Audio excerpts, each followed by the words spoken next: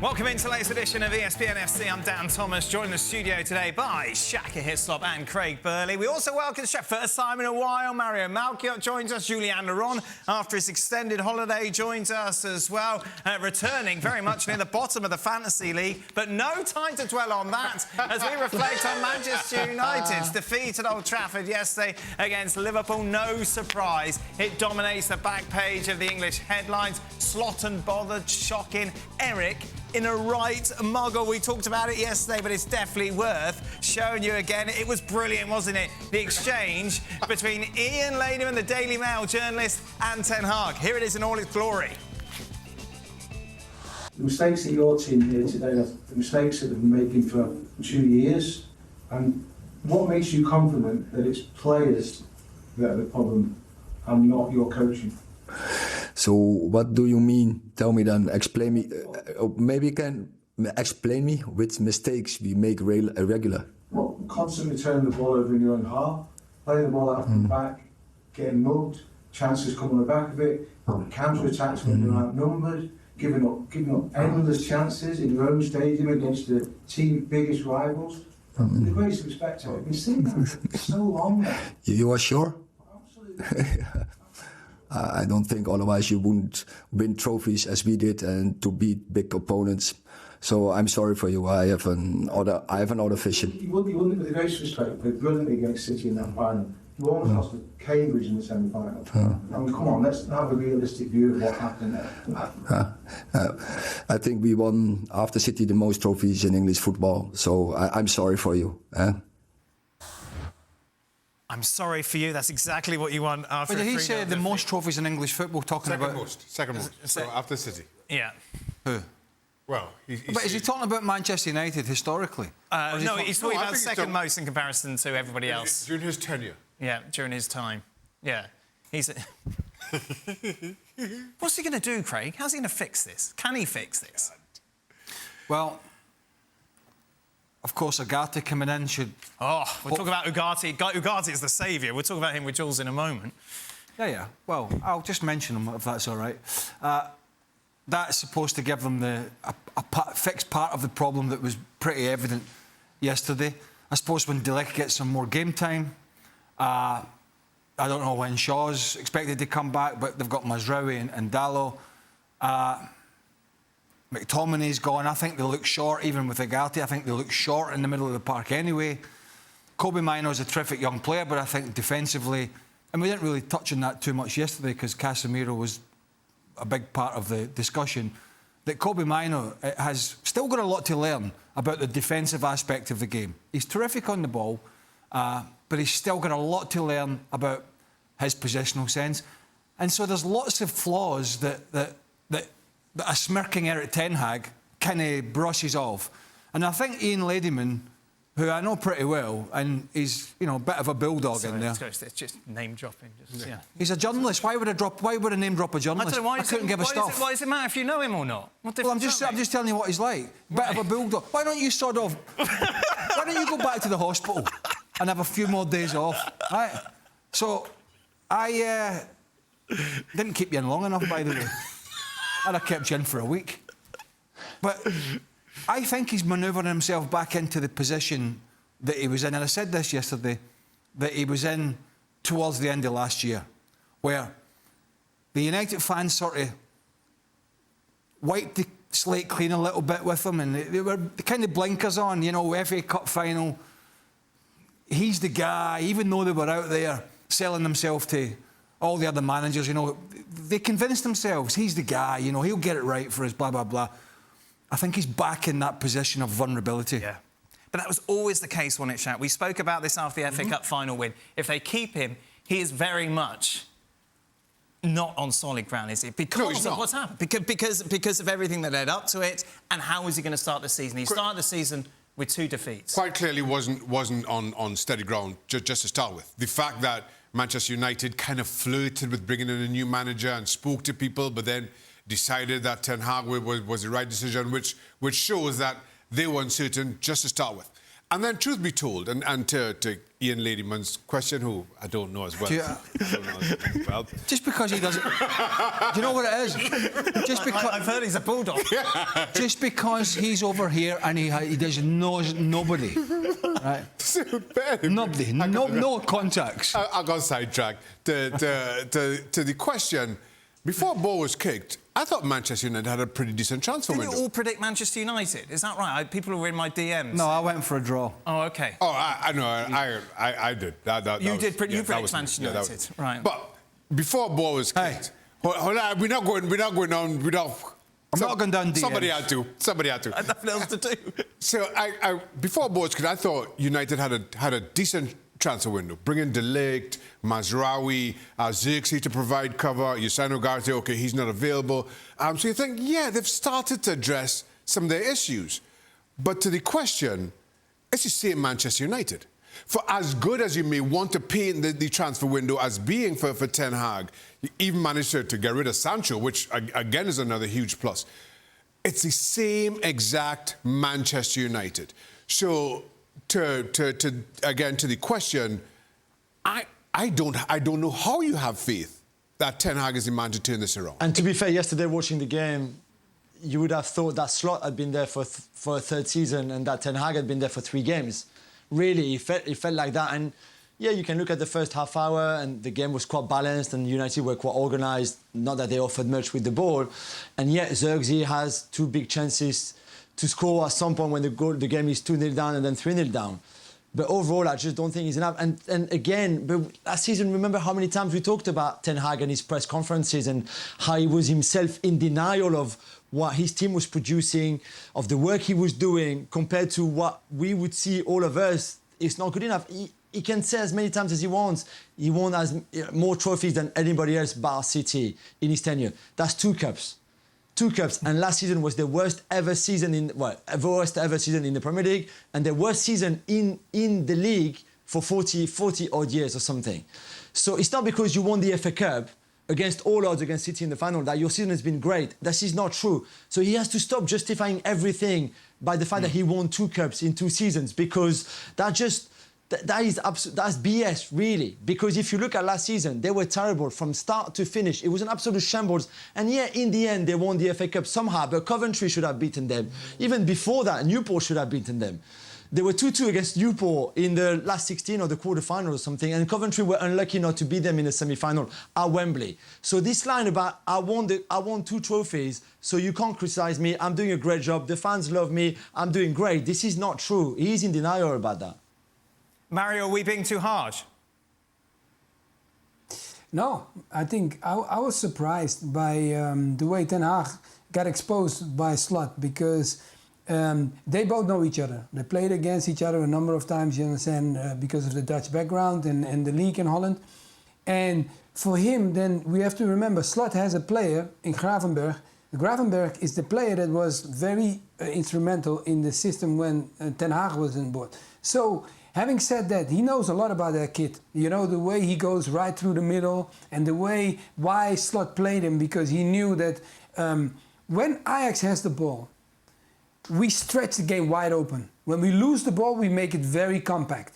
When you see Liverpool has the ball, they stretch them. The way they stretch them is the way they use the speed up front and they hit them on the brakes so fast, and Man United becomes exposed. Where do they become exposed? Right in the middle. Where was the biggest problem? I'm sure you guys talked about it. I was surprised. Look, Casemiro. The thing with Casemiro is not only that, look, we all know about the history of his playing and the things that he has achieved, great. But if you want to play with a player like that, you have to keep it compact. If you don't do that, you're exposing him yourself. So it's not only that Casemiro might have a bad game, because if we looked at the first half, but you're also exposing him by letting your game be stretched wide open, and then you get exposed. So I don't think that was technically well set up. And what Craig said about Mino, he's a young player. He needs some help from the experience. And the experience around him can only talk to him when they are comfortable themselves. But when they themselves also struggling with the space around them, it becomes a difficulty. And I think that was the biggest surprise for me, that Slot really knew in advance what his weaknesses were. and he really exposed it really, really big. And I was really surprised. Yeah, Sirks had an opportunity, but away from the opportunity, Liverpool could have won more, with more goals. And it should have never happened. This is one of the biggest games in England, and it clearly didn't look like it. They got Southampton. I was just looking. They got Southampton and Crystal Palace after the international break. Which, if you want to play anyone after the international, Right. it's not the end of the world, is it? Well, it's not the end of the world. Unless it is the end of the world if you don't get results. Unless you play badly, newly promoted team in Southampton, a side in Crystal Palace that got the first point at the weekend against Chelsea, played better in the second half, but isn't the biggest squad, got a good manager in Oliver Glasner. If he loses those two games, right, and we can't rule that out with this United side, we just can't, then I would suggest we could see a change as soon as the end of September. I mean, that's how quickly this could all sort of come on top of him again. And they'll be noting his press conferences because it happened all last year. So they're not just watching, they're listening. They're watching. You know, you've got Dan Ashworth there now, Barada, Jason Wilcox is in, Brailsford, and then you got the big money men, Sir Jim Ratcliffe and Ineos. They're all watching, right? They're all trying to plot a plan for the next few years. But there's also an immediate future to be dealt with. It's now. And it's about results. And you can talk about 3 years and 5 years, but if you lose the next 2 or 3 games or pick up minimal points, they're going to have to make a decision. So he can talk about trophies all he wants. He needs to beat Southampton and Crystal Palace when this international break's over, or he could be toast. And let's be honest, we wouldn't be surprised. We wouldn't be sitting here going, oh, that's a bit harsh. We'd be saying, should have done it in May. Yeah. Should have taken a decision, even if he didn't have quite the person you wanted. Should have taken it then. How much of a difference do you feel he will make when he eventually plays? And is there a concern that you maybe should have tried to get him or got him earlier in the window? So this is another one. We have to build him in the team, and it will take time. And so it's not like I'm Harry Potter, and that is what you have to acknowledge. And if you see Manuel Ugarte, he didn't play so far in the season, not one match minute. And so, yeah, he need to build his fitness state. And then we have to build him in the team. And then I'm sure he will contribute to our level. And he will be an important player. But that will take a couple of weeks, maybe even months. And that, I think, counts for more players. Also, for instance, Josh Zirkzee, he made big steps the last 3-4 weeks. I'm very pleased with his performance today. But I didn't expect this 4 weeks ago. Jules, I'm so glad you're back because you're really the only person I can ask this question to who can give a proper answer. If Ugarte is such a good player and is going to be the saviour of Manchester United, why has he not played a minute for PSG this season? Why didn't he feature extensively for the French champions last year? Why were they happy to see him go? They're really good questions. I think it's really simple, and I would want to think that United and Erik ten Hag signed Ugarte because that's the number 6 that they wanted, which is not the number 6 that Luis Enrique wanted. It's as simple as that. In Paris, Luis Enrique wanted a 6 that was a ball-playing, like a deeper midfielder, if you want, like a ball-playing 6 who could build up from the back, being involved in that first phase of play when you try to play out from the back. And for that, Ugarte can't do it. This is not his game. Technical ability of this kind of level is not his. He's got great other qualities, and he will be an enforcer, and he will work hard, recover the ball, tackles, break the opposition's attacks, all of that, he's wonderful. But if you want to build up the game with him, I mean, you know, the 2 centre-backs, he comes in between, you can find him, and then he will get that ball going forward. This is not him. And that's why Luis Enrique benched him at some point, because he was not happy with the fact that he could not do that. So I would want to hope and I want to believe that United signed him, knowing all of that, obviously, and then not banking on him to be able to do that again, because that's not him. So if they want an enforcer, he's perfect for that. Then get Kobe Mainoo to be the guy who's going to help you build from the back and play out from the back. It's not Ugarte for that matter. You're inevitably going to find yourself in that position, and you're going to have to receive the ball from centre-halves, goalkeeper, full-backs. And if that's not his game, then he's better at breaking the play up. But they had a huge problem yesterday where Liverpool just pounced on them and closed them down. Yeah. So, you're bringing in a guy who that's not his strength to play out from the back, but you're going to still try and play out from the back. This was our optimistic Man United bit. This has turned sour very quickly. There is no optimistic Man United bit at the moment. And even though, as Shaq said, I think they have signed some better players, I think currently, and I'll be straight about it, I think they continue to have a coach whose head's in the clouds. And just how he seems to have pulled the wool over some of these Man United fans' eyes is beggars belief. It beggars belief. Because the eye test on the performances, apart from 2 games against Liverpool, apart from the final against Man City, when Man City were really off colour, and, it's not to take away from United, but hungover. But off colour, I think. But, what we saw yesterday was something that we saw many, many times last year and probably over the last few years, even before he was there. But it's just simply not good enough. And if Ugarte finds himself in these positions that Casemiro found himself in, he's going to be quite uncomfortable for him. Mario, is an Ugarte a Ten Hag player? Would he have someone like that at Ajax in the way that he played there? No, because also the way Jules described him. You know what the key thing is in Ajax? If we play football and there is one in the team, only one player in the team that doesn't always show for the ball, you understand? You have a problem. You understand? I know his game is more about breaking the play up, you understand? And that is kind of like what almost like a team that is in difficulty, you look for that. But this is Man United. They have to do more than just that. You don't want to break up just the play. You also got to influence the game. And what is the key thing in yesterday's game? Is trying to take control of the game. City, when they play the best football, they took control of the game from the first minute to the last.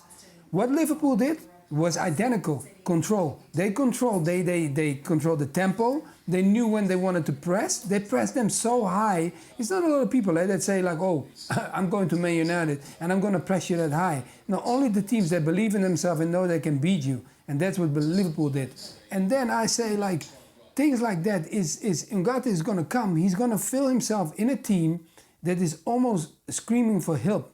But he also needs help because he's just coming into the Premier League and you just have to learn, and you want people around you that can kind of like guide you in the right direction. But now he probably has to help them to guide them all with him in the right direction. And that is going to be a big test for him.